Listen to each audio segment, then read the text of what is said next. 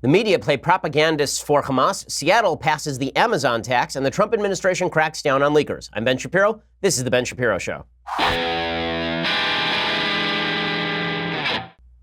Oh man, so much news to get to today. But first, I want to let you know, The Ben Shapiro Show, if you missed it, we're headed to a live venue. This August, I'm recording my podcast live in Dallas and Phoenix, and you'll be able to see me in person and join in an audience Q&A. And we'll also be doing a special VIP event beforehand with them signing a meet and greet for 200 superfans. So visit dailywire.com/events for more information. Presale tickets actually are on sale today at 10 a.m. local time. So if you're a Daily Wire premium subscriber, you get access to seats until May 17th at 10 p.m. And that's when general admission go on sale and tickets will run out fast. If you're not a subscriber, this is indeed the best time to subscribe so you can get one of these tickets in advance. Again, visit dailywire.com/events for more info. That's dailywire.com/events for more info. In August, Dallas and Phoenix, be there, be square, dailywire.com/events and subscribe so you can get those early tickets.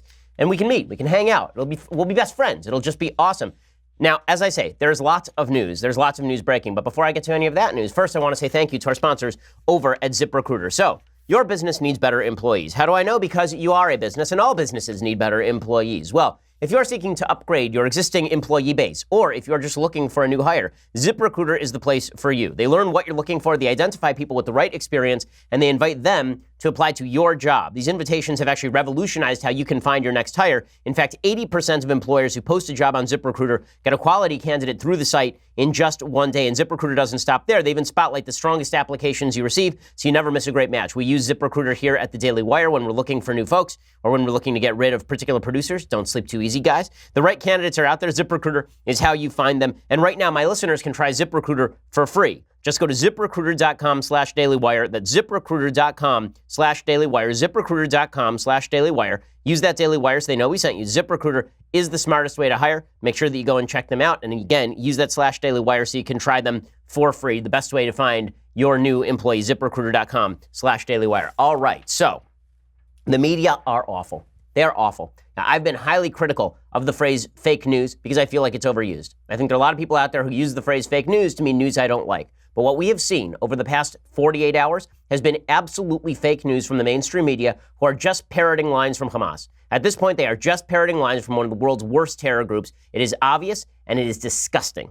Really horrifying. I mean, it's nothing new. In 2014, I was on CNN in the middle of the Gaza war, and I actually told the CNN anchor to her face that Hamas was, in fact, a propaganda wing of, that CNN was a propaganda wing of Hamas. Because it was clear at that time when they were claiming that Israel was indiscriminately targeting civilians, even as Hamas was hiding its headquarters under a hospital and hiding weapons in mosques and schools. See, Hamas has a certain goal. Their goal is to make headlines. They know they're never going to be able to defeat Israel in any military fashion. And they also know that Israel has no interest in going into the Gaza Strip again and deposing them because then Israel has to run the place and they don't want to do that. So Hamas has it kind of easy. All they have to do is make sure their own population doesn't rebel against them. And the way to do that is by attacking Israel every so often and getting a lot of glowing press from the world. And the world is happy to give that glowing press because the world despises Israel for the same reason that the world despises America. They see Israel as a colonizing power in the Middle East, even though the history of Israel shows that the Jews have been there continuously for 3,000 years. No, according to the left, Israel is a colonial imperialist power in the Middle East, stomping its boot all over the faces of the people who were there before. That is historically inaccurate, but that is the story that is told by folks on the left wing. And so anytime they can say that Israel is acting illegitimately, they will do that. And that's exactly what they have been doing over the past 48 hours. So first, I want to start with this headline from the New York Daily News. So the New York Daily News, this is 15. The New York Daily News put out this headline. This was their front page today. This is a blood libel. Okay, for people who don't know what the blood libel is, a blood libel is the old anti-Semitic canard that Jews kill Christian children and then use their blood in Passover matzahs. It was used as an excuse to murder Jews in pogroms for legitimately centuries. And that's what this is right here, this Daily News cover. Because the idea here is that the Jews are just happy to kill non-Jews. That's the idea. So here's what it says. It's a picture of Ivanka Trump looking very pretty. She was there at the dedication of the new U.S. Embassy in Jerusalem. She's dressed to the nines, and the picture is her gesturing to her left. Okay, and what she was actually gesturing to was a placard that is on the building that says dedicated by U.S. President Donald Trump. Okay, but the Daily News has put a picture over that. And the picture they've put over that is a picture of some wounded Palestinian being dragged away by other Palestinians. And then in giant headline, it says, Daddy's little ghoul. Daddy's little ghoul. So it's Ivanka Trump's fault that Hamas has now put up thousands of people to storm the Israeli border in an attempt to get people killed specifically so the media will cover it this way. So it says, Daddy's little ghoul, 55 slaughtered in Gaza, but Ivanka all smiles at Jerusalem embassy unveil. F you, Daily News. F you. I mean, this is a blood libel. It is. It's saying Ivanka Trump, who is Jewish, Ivanka, just like all those other Jews, look at her. She doesn't care if Palestinians get killed. She doesn't care if innocents are having their blood shed. She doesn't care about any of those things. And that's what's happening. If you look at the media coverage today, it is all that. It's all, look at these innocent Palestinians being slaughtered wholesale by the Juden. It's just terrible. How could the Jews do something quite so awful? Now, you're getting this routine from Stephen Colbert, right? So here's Stephen Colbert mocking Donald and Ivanka and Jared Kushner, also Jewish, over the Jerusalem embassy opening. Now, the president couldn't be there himself because, the angry people. So, instead, he sent Peace Treaty Barbie and Collusion Ken.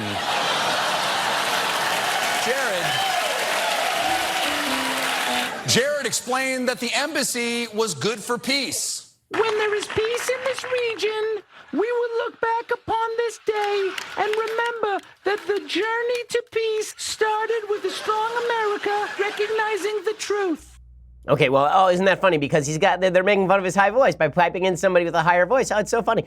The entire media yesterday was putting this stuff on split screen. They were putting on split screen the situation in Jerusalem with the situation in Gaza. Now, let's be real about the situation in Gaza. Hamas has organized for weeks these riots at the border in an attempt dramatically to create footage that they can then use as an excuse to claim that Israel is the great oppressor in the Middle East. It is produced, it is created. This is not a spontaneous uprising. It's not a spontaneous peaceful protest. This is, in fact, a series of riots directed at invading the Israeli border. And this isn't just me saying this, okay? This is top members of Hamas. Hamas is the government in the Gaza Strip. Notice that yesterday, amidst all of this chaos on the Gaza Strip, there was nothing happening in Judea and Samaria in the West Bank. Nothing. Palestinian Authority, they weren't doing this. So there was nobody at the border. Nothing was happening. In Jordan, nothing was happening. In Egypt, nothing was happening. In Saudi Arabia, nothing was happening. In Iran, nothing was happening. In Syria, nothing was happening. In Lebanon, nothing was happening, which suggests that maybe this was being produced for the cameras by Hamas. How do I know that it was being produced by the cameras, for the cameras by Hamas? Well, because the Palestinians have been saying this, because Hamas has been saying this. So, for example, let me play for you a video of Hamas leader Yahya Sinwar. Okay, this is from early April, it's April 6th. Okay, I'm going to translate. I have the translation in front of me from memory. Okay, here is Yahya Sinwar, who is the head of Hamas in the Gaza Strip. He's the governor. He's the guy who's the head of the government there. It says, we have come out today, and we will come out also in the next few days. Our people and our boys will surprise the entire world with what they have in store. Let them wait for our big push. We will take down the border with Israel, and we will tear out their hearts from their bodies. Peaceful protest, guys. It's just a peaceful protest. And if you point out that Hamas is a violent terrorist group and that the people of the Gaza Strip elected Hamas in 2006 to lead them, this is impolitic. You can't mention this. This is a bunch of women and children and babies who are sitting peacefully, and then the Israelis started shooting them, if you pay attention to the mainstream media coverage.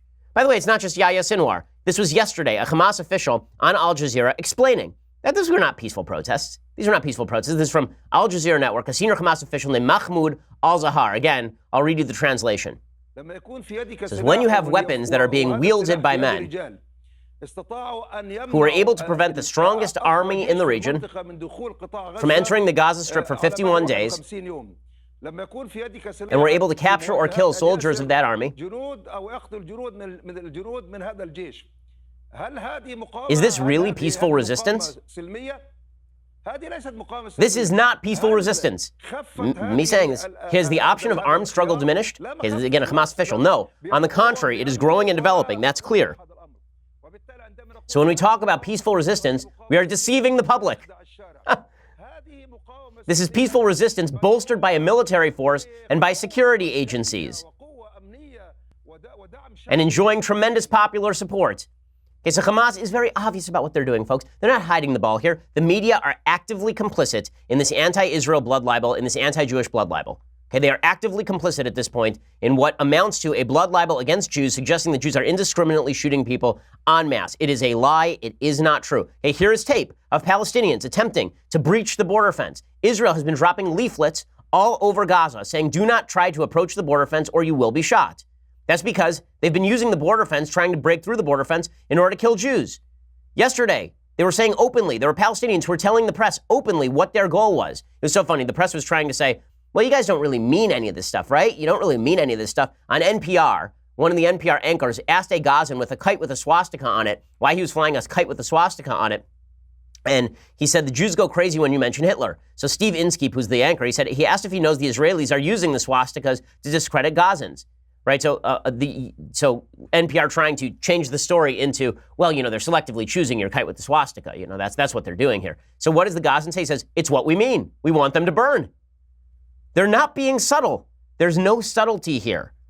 Okay, the Gaza Strip is filled with people who want Israel destroyed and want to kill Jews. Okay, and those people have elected people in the Hamas government in order to do just that. If they don't like what's going on in the Gaza Strip, well, they're supposedly supposed to have elections. Now, there are a lot of people who are peace-loving, I'm sure, in the Gaza Strip, but not the people who are approaching the border yesterday. Those are not people who are interested in peace, and they're certainly interested in being used as human shields by Hamas. There's no question that this is what Hamas is doing. They've admitted this. Okay, you can see that these guys are bringing sandbags toward the border wall, and now you see this kid. They're sending out kids and teenagers to bring tires to the border wall, and then burn the tires as a distraction, as a smokescreen. And then you can see all these guys hiding behind the hill.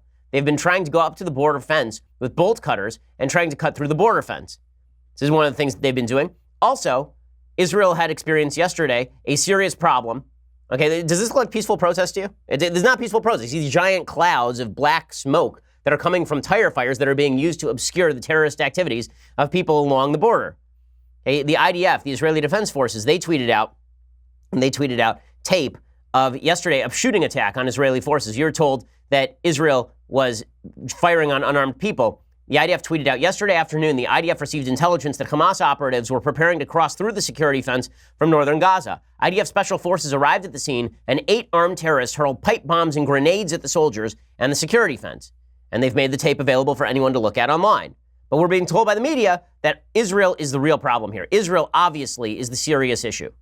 Okay, all of this is just nonsense. It's just nonsense. And I have more evidence that it's nonsense in just 1 second. First, I want to say thanks to new sponsors. Okay, our new sponsors are the folks over at Betterment. So I'm a person who has a financial advisor. I have a financial advisor because I'm not the person who wants to sit there and check through my investments and try to figure out what's a good investment, what's a bad investment. Also, just like anyone else, I have a tendency to overreact to market conditions. Well, this is why you need a professional investment advisor who is going to make sure that your best interests are taken into account. Betterment is the largest online financial advisor designed to help customers build wealth, plan for retirement, achieve their financial goals. And it's not going to cost you an arm and a leg to have a financial advisor now. They have low fees. Hidden costs are nowhere to be found at Betterment. No matter who you are or how much money you invest, you get everything for one low, transparent management fee. So they're not making money off of you trading in a bunch of your stock. Instead, you're paying one low, transparent management fee. The advice is in your best interest. They are your fiduciary, which means they make recommendations in your best interest. They're not incentivized to sell certain funds. They're not trying to sell you on anything. This isn't one of those boiler room movies. These are folks who are there to advise you on the best investments to make, and they don't make money off of selling all of these recommended funds. Then they have tools to help you understand how you're doing as well. They offer personalized advice, a suite of tools to help you know whether you're on track to hit your investing goals or get the retirement you want. And when you need it, their tools and guidance can help you get on track. Now listen, investing involves risk, but one of the ways to help mitigate that risk is by working with an investment advisor. And the folks over at Betterment do a really great job. The Ben Shapiro Show listeners right now can get up to 1 year of management for free. Up to 1 year of management for free. For more information, visit betterment.com/Shapiro. That's betterment.com/Shapiro. Again, betterment.com/Shapiro. There's a reason that you should be looking at Betterment. There's a reason you should have a financial advisor. I have one. You should have one too. Betterment.com/Shapiro. And you can get up to 1 year managed for free. So again, betterment.com/Shapiro. Use that /Shapiro so they know that we sent you. Okay, so again, all of the evidence is that Hamas is using human shields, that Hamas is attempting to create headlines, and they're doing just that. They're doing just that. They're happy to do just that. Okay, according to the Israeli security agency, Yahya Aishli is a Hamas member arrested on April 29th. He told them that Hamas was instructing its activists to cut the fence, that they want their activity to be seen, quote, in the international media as a popular uprising and not as a violent action led by its militants, and that Hamas members are embedded in the general population for purposes of public relations. Another Palestinian terrorist captured by Israel said that, quote, Hamas militants in civilian clothes encourage children to try to cross the fence in order to steal IDF equipment. In other words, Hamas is using human shields, they're using women, they're using children. They're trying to breach the fence. Their plan here is that the operatives are not going to breach the fence. They're going to let women and children do it, and then they're going to rush through into Israel and attempt to kill as many Jews as possible. Never mind that Hamas has participated in an ongoing war with Israel since its election in 2006. They fought Israel in 2006, 2008, 2012, 2014, and now. Okay, never mind that. It must be the Israelis. It must be Ivanka Trump. This must be Ivanka Trump's fault. You know, before Ivanka Trump, none of this was happening. Before Ivanka Trump, it wasn't like Hamas was an evil terrorist group trying to kill people. It wasn't like they committed homicide bombings trying to murder people. No, they would never do anything like that. That would be crazy. They're nice people. They're really great. By the way, here's some of the protesters chanting "Death to America" and "Death to the Zionists" yesterday. Very nice people. That means death to America. Means death to the Zionists. Yeah, just charming folks. By the way, good indicator that you're not involved in normal protesting when you've got your face covered like that, because you don't want the Israeli troops to know exactly who you are. Well, the White House did the right thing here. The White House said the Hamas is to blame. So here's Raj Shah from the White House doing the right thing. What a difference between the Trump administration, the Obama administration. The Obama administration constantly looking for an excuse to blame the only democracy in the Middle East for defending itself. But Raj Shah not doing that at the White House. Good for him. Well, we believe that Hamas is responsible for these tragic deaths. That their rather cynical exploitation of the situation is what's leading to these deaths, and we want them to stop. And that obviously is true. Jared Kushner said the same thing yesterday at the Jerusalem embassy. Everybody was aware that this is going on in Gaza. And Kushner said, listen, the people who are provoking violence are the problem. That would be Hamas. As we have seen from the protests of the last month and even today, those provoking violence are part of the problem and not part of the solution. So the Trump administration has its head screwed on straight. The media, of course, are happy to parrot whatever propaganda comes down the line. I'm going to show you some of that propaganda in just a second, because it really is quite stunning. We'll begin with NBC's Peter Alexander. So Peter Alexander, he asks at the White House, does the U.S. approve of Israel killing Palestinians at will? Those are his words. Killing Palestinians at will. I will show you in a second that Israel is not killing Palestinians at will, but it doesn't matter. NBC thinks they are, because NBC is an awful outlet when it comes to its coverage of Israel. Here is, again, Peter Alexander, White House reporter, questioning Raj Shah about Israel's activity. So to be clear, does the U.S. not agree with the French that Israeli authorities should exercise discretion and restraint? We believe that Hamas is responsible for what's going on. So there's no responsibility beyond that on the Israeli authorities. Kill at will. What I'm saying is that we believe that Hamas, as an organization, is engaged in cynical action that's leading to these deaths. Kill at will? Kill at will. So apparently there have been about 60 people killed. Those statistics are being put out by Hamas, so you never know which ones are real and which ones are not. The same thing happened during the 2014 Gaza war, when Hamas put out all sorts of statistics about numbers of civilians who are killed. It turned out the vast majority of the people who were killed were actually terrorists or terrorist associates. So here are some of the pictures of the people who were killed yesterday in Gaza. Okay, this is from Bjorn Stritzel, who's a reporter in the region. Gaza. First martyrdom pictures coming in. 10 killed were members of Hamas's internal security apparatus. Why, it's so indiscriminate. It's just crazy. It's so indiscriminate. 60 people were killed and 10 were members of Hamas. Because I know that in America, if you shot 60 people indiscriminately, 10 would be members of a terrorist group, obviously. I mean, let's be real about this. If you were to just randomly mow down a bunch of people, clearly, at least 1/5, 1/6 of them would be actual terrorists. Maybe it's not that indiscriminate, gang. Islamic Jihad, by the way, 3 of them were members of Islamic Jihad as well. And they're still identifying some of the other folks. There were headlines yesterday about a woman whose baby died, an 8-month-old baby died after the area she was in had tear gas. Why are you bringing an 8-month-old baby to an area with tear gas? Why in the world would you do that? I'm sorry, that's under any circumstance, that's evil. Okay, to bring an 8-month-old baby to a place where you know tear gas is going to be fired is the wrong thing to. Why would you endanger the life of your child to stand out there on behalf of Hamas?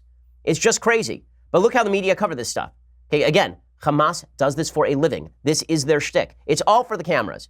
Okay, it's legitimately all for the cameras. Okay, so there's tape that is going around today of a Palestinian doing, we see one of these pretty much every Gaza war, a Palestinian who's approaching the fence on crutches. And then the Israelis start targeting him, and he puts down the crutches and he starts running as fast as possible. Okay, amazing. He's been cured. It's a miracle. Thank you, Jesus. He just did his crutches. He just threw them aside. It was a miracle. Or it turns out that this sort of stuff happens routinely because the Palestinians understand, Palestinian leadership understands the value of a picture. I remember about 10, 15 years ago during, I think it was the second Intifada, there was a very famous thing where there was a march where a Hamas member was supposed to have died. and they were marching with his body, and then the body fell off of the stretcher and got up and started walking because the person wasn't dead at all. They just knew the cameras were on them. This sort of stuff, this sort of staging happens routinely. It has been happening for 20 years in this particular area. The media don't want to cover any of this because the media want a narrative. And the media's narrative is this is all Trump's fault.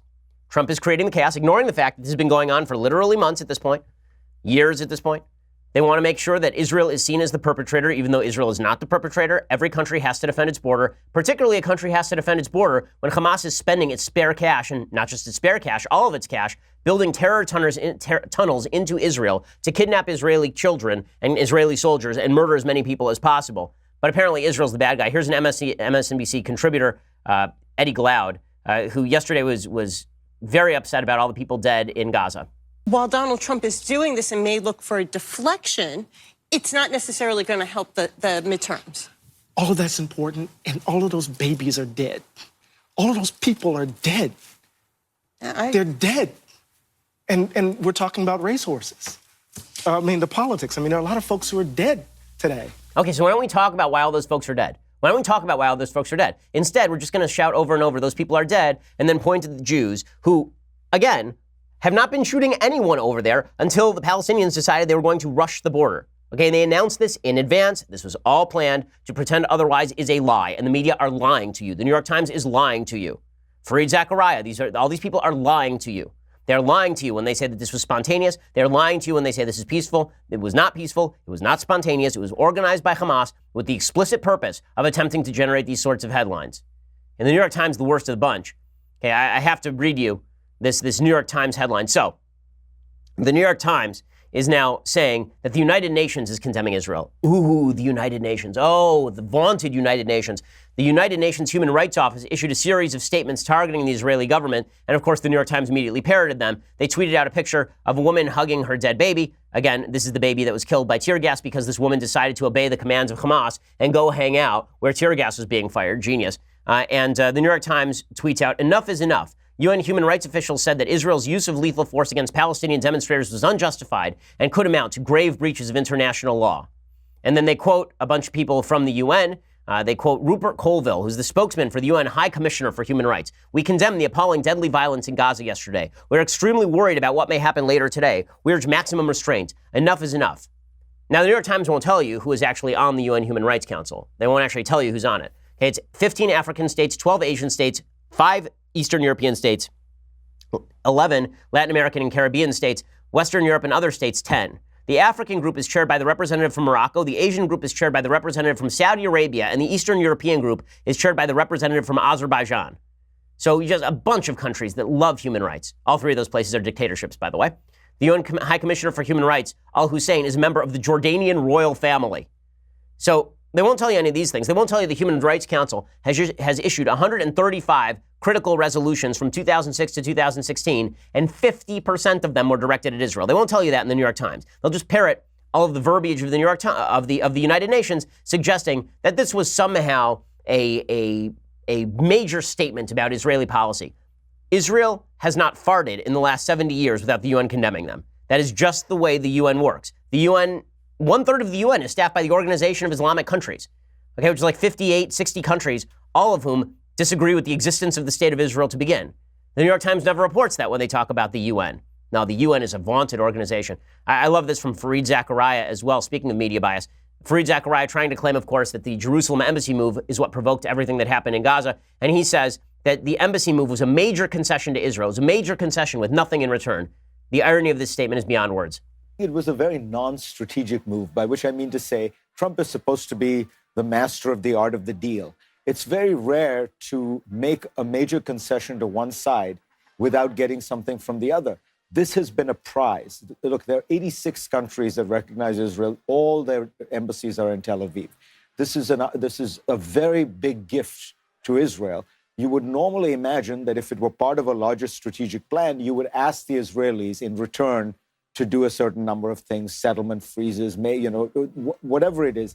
Okay, I love this, that somehow the United States is supposed to use the movement of the embassy to Jerusalem as leverage against Israel. I don't remember Fareed Zakaria complaining too much about the Iran deal, in which we handed over $150 billion to the Iranian government in exchange for nothing, in exchange for 0 things, a promise that they would be nice.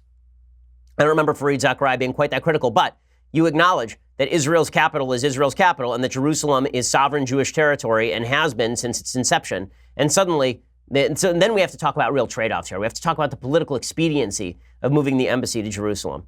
The anti-Israel bias in the media is palpable, and we have to examine why that bias exists in the first place.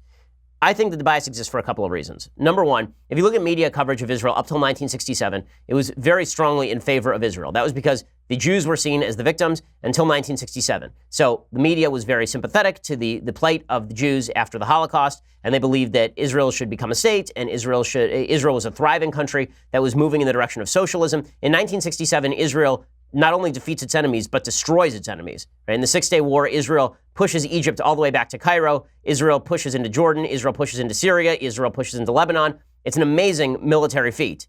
Okay? All of that was incredible. And the left turns on Israel because now Israel is seen as the great victimizer. Suddenly, Israel is a westernized country that is moving toward the United States and not toward Russia. It is not a coincidence that the Russian government, the USSR government, began pushing pan-Arabism and alliance with Russia at the same time that the Western left began turning against Israel. This is not a giant coincidence. In 1967, the media turns against Israel, and they have never turned back. And today, the argument is that Israel is the great oppressor in the Middle East, even though Israel is the only liberal country in the Middle East, the only country where, frankly, Muslims can live in democracy in the Middle East. There is no other Muslim democracy in the Middle East. Israel is the best Muslim democracy in the Middle East, and it's a Jewish country. Right? Nobody else is voting. Israel has people sitting in its parliament who believe in the destruction of the state of Israel. That's how much of a democracy Israel is. But Israel is the bad guy. Right? Israel is the only place in the Middle East where gays and lesbians can live in peace. Israel is the only place in the Middle East where Christians can live in a relative amount of peace. Okay, Coptic Christians in Egypt are having a real rough time right now. Okay, in Israel, you're doing just fine if you're Christian. And yet Israel is the target. And Israel's the target because, again, Western civilization, according to members of the hard left, is a bad thing that has created oppression. It's created an intersectional coalition of victim groups, and the Palestinians are among the victim groups. The Jews can no longer be among the victim groups because now the Jews are the victimizers, and therefore everything that happens in Israel doesn't matter if it's self-defense, doesn't matter if it's Israel just protecting its borders. Everything has to be Israel's fault. And the media are going to continue to parrot these lies. This is why it is incumbent on everyone to go out and do their own research. Take a look at the tape. You'll see what you'll see. Just a few minutes ago, the Palestinians blew up their own gas depot. They just blew up their own gas depot because they wanted to demonstrate that Israel was brutal. They blew up, the Palestinians, under the guise of Hamas, the Palestinians blew up a border crossing that was the #1 border crossing for shipping food into Gaza. And then they complain about the lack of food in Gaza. Okay, all of this is produced for the cameras, and the Western media make it more likely that Palestinians will die when they push this stuff. It's just, honestly, it's just terrible. It means more Palestinians will die. It means more civilians will die. It means that more Palestinians will believe that extremism and violence are a way to convince the Western media to pressure Israel. The media are really complicit in something quite horrible here. It really is just awful. Okay, so in just a second, I want to talk about the situation in Seattle, where apparently Seattle has passed what they call their head tax. But first, you're going to have to go over to dailywire.com and subscribe. So first, let me note that the tickets that are supposed to be on sale right now for the Ben Shapiro live events, that website is down for the moment. We are fixing it. We're on top of it. But subscribers, you should subscribe anyway, and you should grab that promo code because you have from now all the way until the 17th at 10 o'clock at night to get that exclusive deal where you can buy tickets to our live events. Plus, if you are a subscriber, you get to take part in the conversation where you get to ask questions to the execrable Michael Knowles. That episode is today at 5:30 p.m. Eastern, 2:30 p.m. Pacific. Join me, Michael Knowles, and Alicia Krause on Tuesday, May 15th at 5:30 Eastern, 2:30 Pacific for a new episode of The Conversation. It'll be on Facebook and YouTube for everyone to watch, but only Daily Wire subscribers can ask questions like these. Is Hillary really your cousin? I love that this is true. Do you think history will ever be honest looking back on Obama's legacy? Yes, but not anytime soon. If the White House offered you a choice to spend the day with one of the Trumps, who would it be and why? I'm going to say Donald. That's the safe answer. Or was it Melania or Ivanka? Well, what is your whiskey or bourbon of choice? I prefer Scotch whiskey. It's my favorite kind of whiskey. But again, that's only for breakfast. So Evan is asking, where do you get your dresses? Subscribe to dailywire.com to ask questions and join the conversation on May 15th. I'll see you then.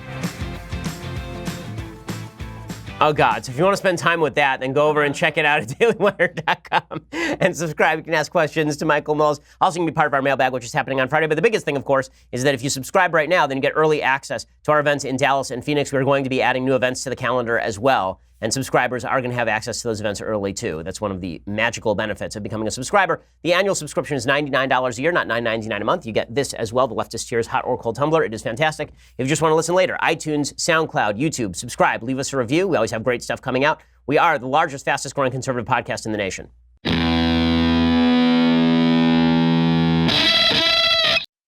Alrighty, so meanwhile, Seattle has decided that a great idea would be to put a head tax on the biggest company in their city. So I used to do a radio show in Seattle specifically for KTTH in Seattle, which is also a station that carries the show. And KTTH, one of the things that we did is we did a debate with Shama Sawant. Shama Sawant is a city councilwoman for Seattle. She's an open socialist. She's a person who actually said that the Boeing plant should be taken over. Okay, and the Boeing plant should make civilian airliners. They should take everything that was being made for the military and convert it to civilian airliners, I believe is what she said about Boeing. She is a kind of crazy person. I did a debate with her about minimum wage. She was the leader of the $15 minimum wage campaign. She was also the leader of this concept. She wanted a head tax on Amazon. The head tax on Amazon would establish a tax of $275 per employee per year on companies with more than $20 million in annual revenue in the city, which means basically Starbucks and Amazon.com, right? I mean, those are the only two companies that make more than $20 million in Seattle. At least there are very few. The tax passed on Monday. It's supposed to raise $50 million annually to fight the homelessness crisis. Under the amended tax, Amazon will be on the hook for about $11 million annually rather than the $20 million that the original proposal would have levied. Here was Shama Sawant trying to push the head tax. We're talking about taxing either the 5 or the 10% or somewhere in that range of the largest businesses in Seattle. So these are not your mom and pop stores, your local coffee shops, immigrant-owned stores.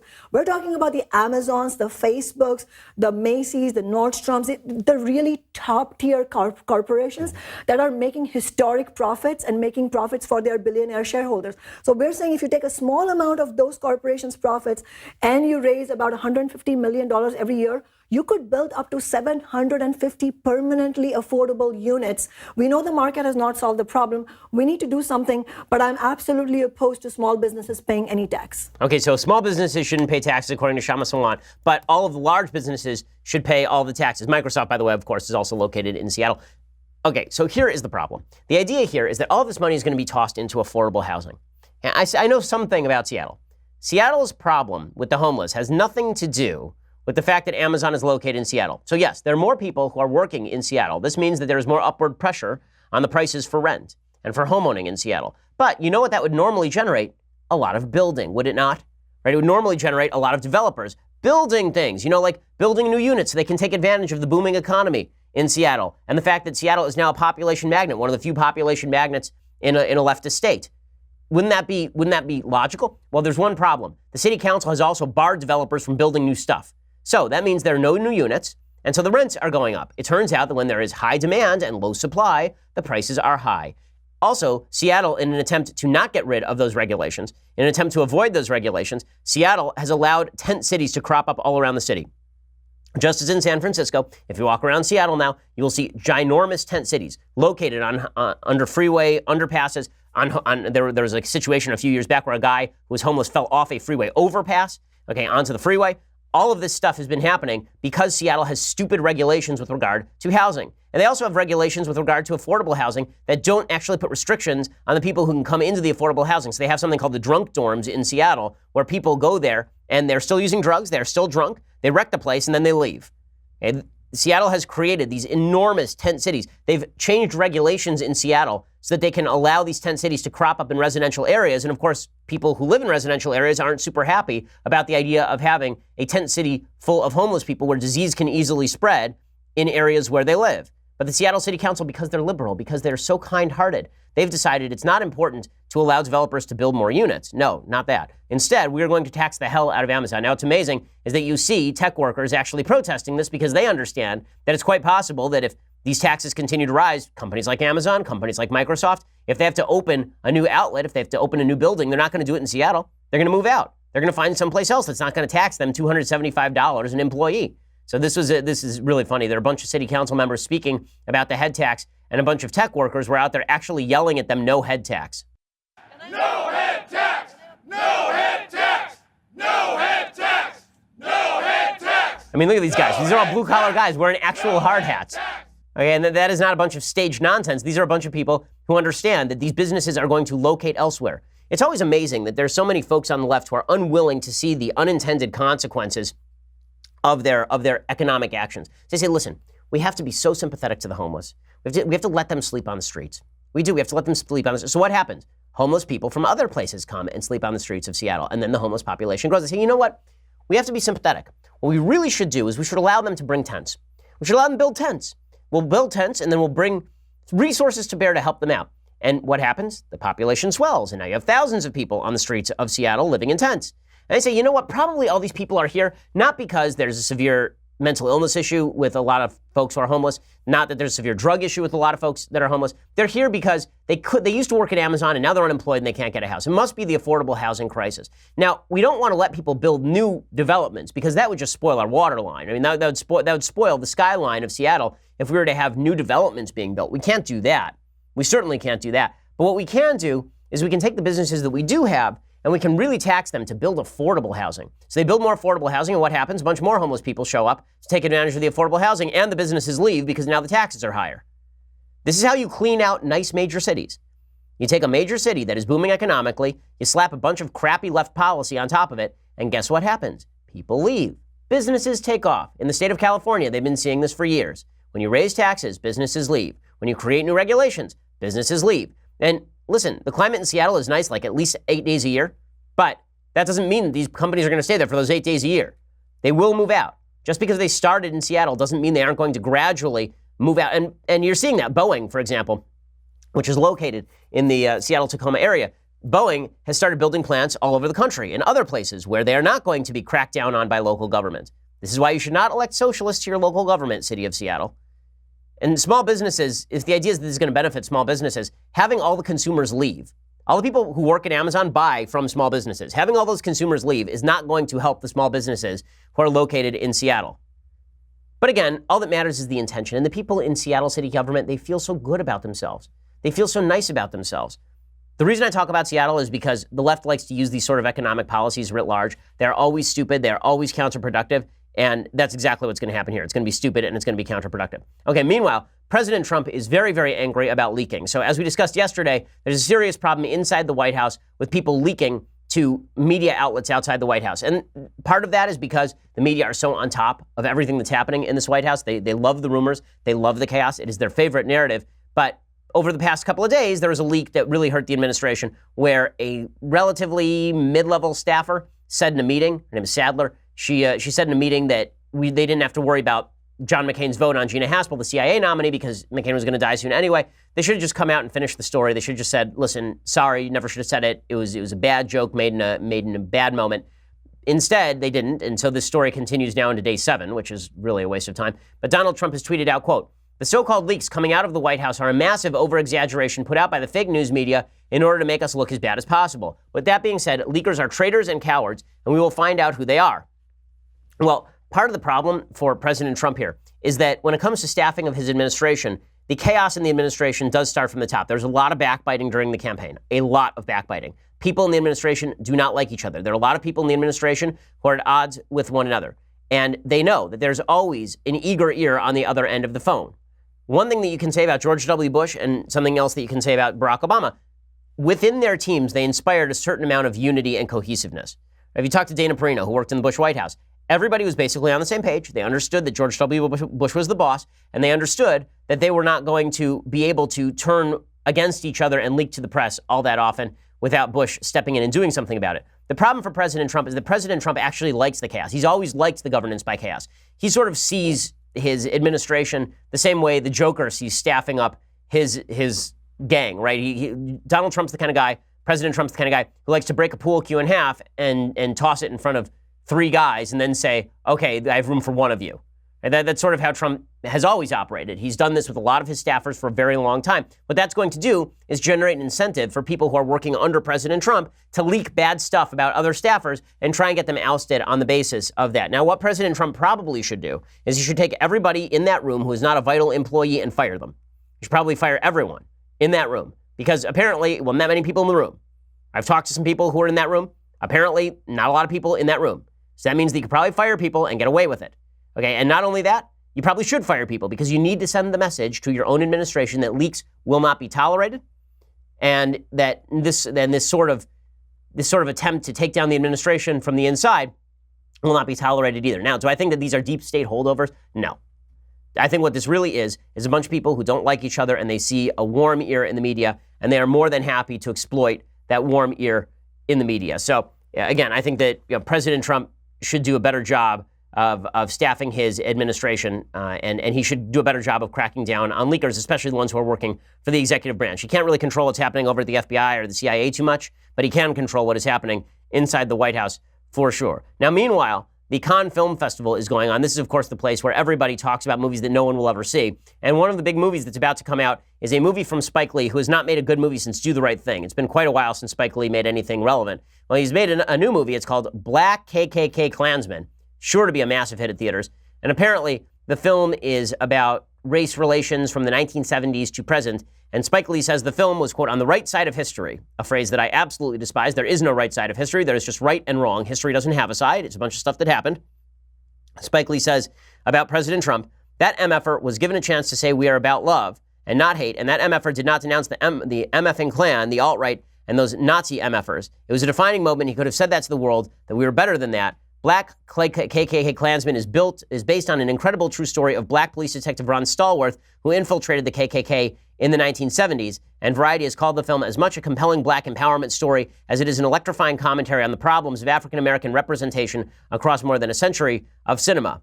And this is being hailed as a great movie. Maybe it is. Maybe it's really good. We will find out in very short order. Suffice it to say, Hollywood is not warming to President Trump in any serious way. If Spike Lee actually wanted to make things better, perhaps he should reach out to President Trump. Listen, I think criticism is warranted about a lot of the things that President Trump has said. But I think at this point, your best move is to reach out to President Trump. He clearly wants to reach out to people on all sides. At the very least, he could be reaching out in exchange. Okay, time for some things I like and then a thing that I hate. So today's thing that I like. So I'm excited about this. This is really cool. So my dad, back in the early 90s, I was like 8 years old, he wrote a musical about the Scarlet Pimpernel. The Scarlet Pimpernel is, of course, a very famous novel, classic novel, about a British guy who tries to go to revolutionary France during the French Revolution and spirit away aristocrats to save them from the guillotine.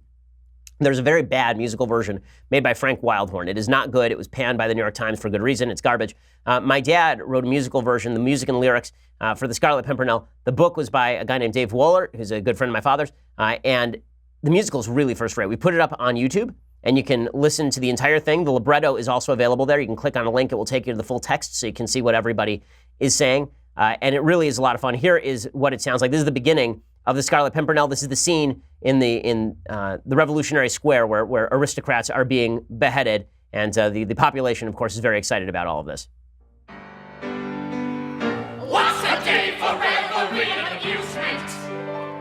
Not a cloud to block this jolly affair. Just when we feel sated, our memory reminds us there's always more room for a head on the guillotine stair. What a pleasure cutting the necks of aristos. Saves us all the fun to observe them up there. When they beg for mercy, we merely inform them there's always more room for a head on the guillotine stair.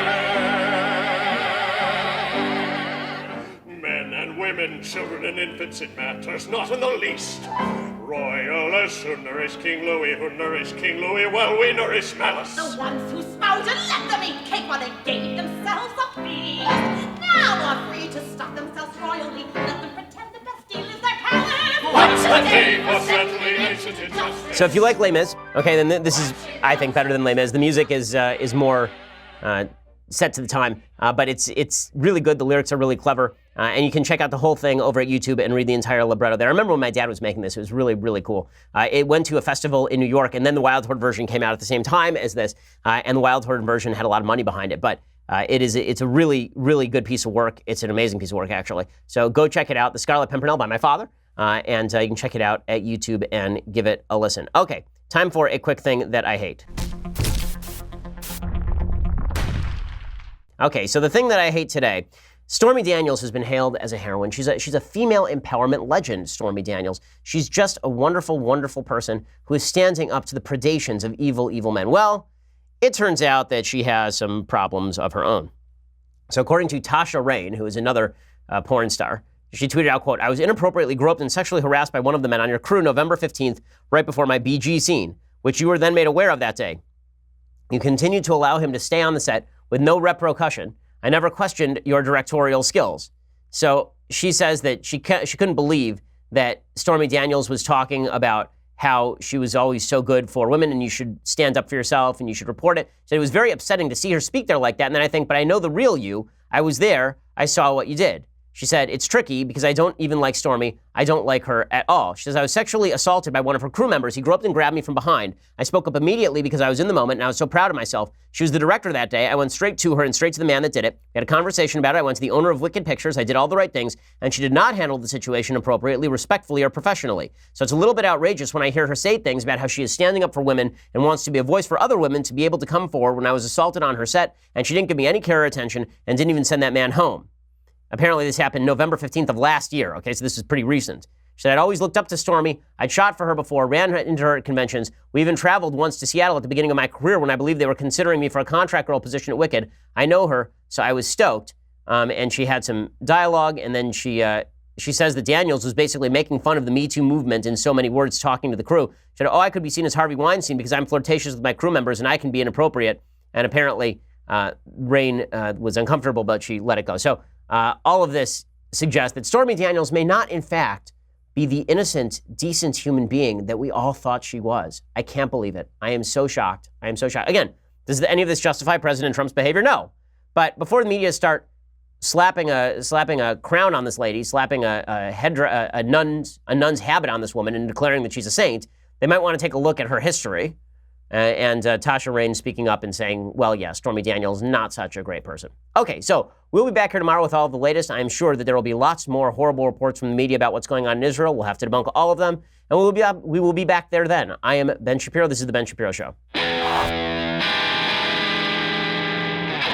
The Ben Shapiro Show is produced by Mathis Glover, executive producer Jeremy Boring, senior producer Jonathan Hay. Our technical producer is Austin Stevens, edited by Alex Zingaro. Audio is mixed by Mike Coromina. Hair and makeup is by Jesua Alvera. The Ben Shapiro Show is a Daily Wire Forward Publishing production. Copyright Forward Publishing 2018.